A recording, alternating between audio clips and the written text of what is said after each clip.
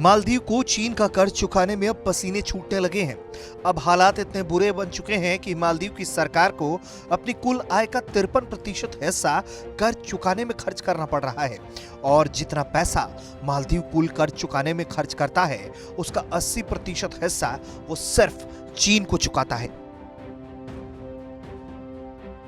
अब मालदीव का ये दर्द फूट कर बाहर निकल आया है।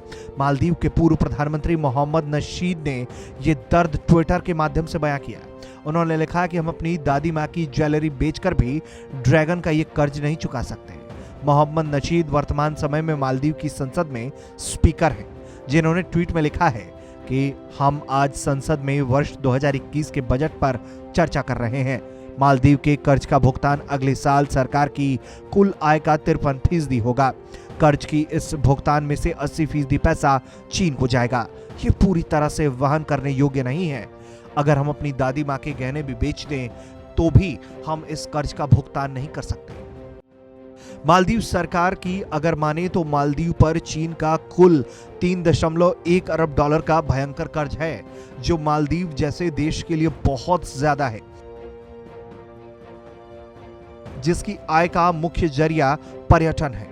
और इतनी रकम मालदीव के लिए इसलिए भी ज्यादा है क्योंकि मालदीव की पूरी अर्थव्यवस्था ही करीब 5 अरब डॉलर की है और अब मालदीव को डिफॉल्टर होने का भी डर सता रहा है।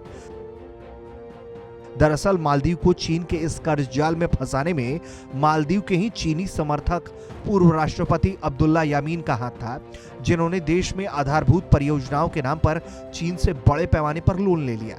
अब यही अरबों डॉलर का लोन वर्तमान में सरकार के गले की फांस बन गया है। चीन ने अपनी बेल्ट एंड रोड परियोजना के तहत मालदीव की सरकार को यह पैसा दिया था।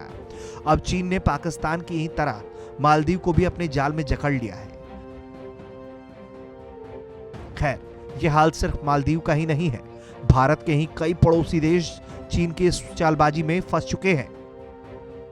चीन की इस डिप्लोमेसी का नया शिकार लाओस भी बना है, जिसे चीनी कर्ज को ना चुका पाने की वजह से अपना पावर ग्रिड तक चीन की सरकारी कंपनी को सौंपना पड़ गया है। ब्यूरो रिपोर्ट, भारत तक।